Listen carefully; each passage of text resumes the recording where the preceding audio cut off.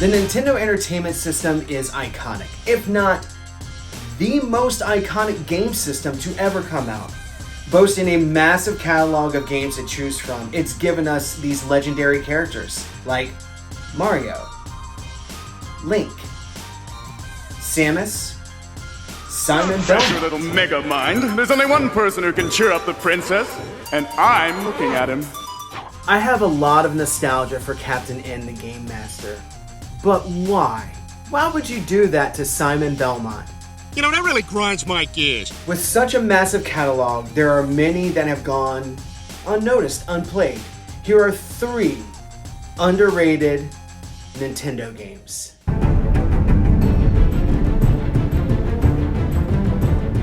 In the fantasy realm of Argul, the monstrous King Ryar attacks, subjugating everyone, including the Endora gods, to his will.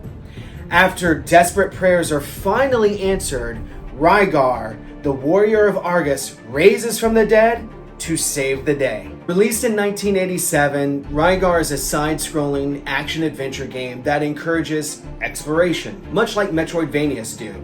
As you progress through the game, you acquire items and power-ups and other tools to help you get to different areas of the game. You also get a chance to have random conversations with this guy. And they're oh so helpful. Ryar is one of my all-time favorite Nintendo games. It's a 10 out of 10 for me.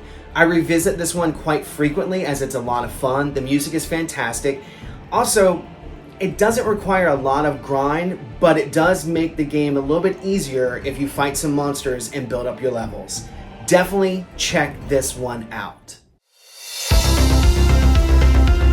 The Fratellis are back and they're out for revenge. They kidnap Mikey's friends, the Goonies, as well as the mermaid Annie.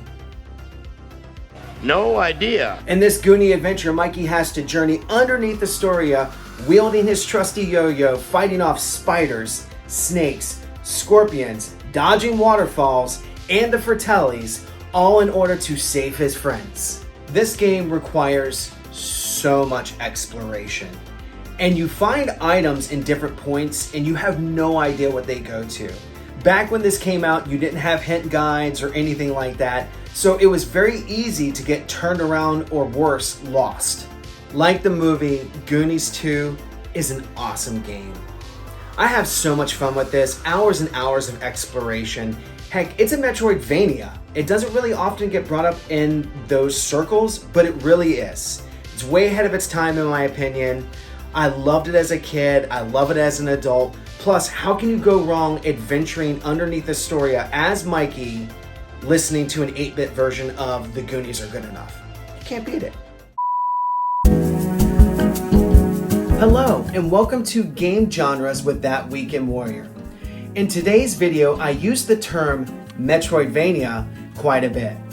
And what a Metroidvania is a subgenre of an action-adventure or platformer. This is a non-linear game that encourages exploration as well as progression by utility. What that means in simplest terms is you cannot move through the game unless you have certain items or weapons or stats equipped. This was popularized by Metroid and Castlevania, thus Metroidvania. Now you know.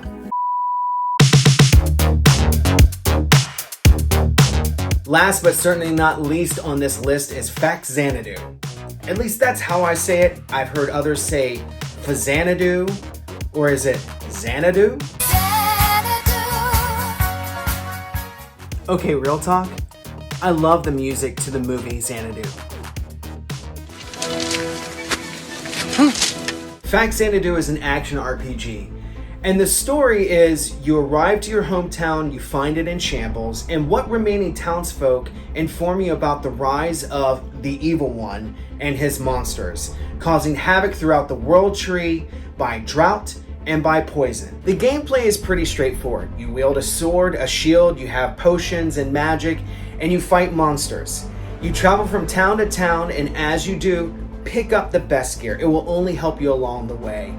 As you progress, the monsters and bosses become more challenging, but if you do a little bit of grind, you'll level up and it becomes a little bit easier. This game is severely underrated, and it's one of the best action RPGs on the NES.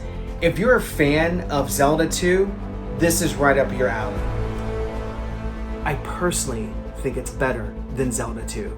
Well, excuse me, princess. Thank you so much for watching, I really appreciate it. What are some Nintendo games that you think are underrated? Leave those in the comments below. If you're enjoying the content that I'm creating, help me out. Click that subscribe button as well as the bell to get notified when I drop new content. And until next time, remember, be good.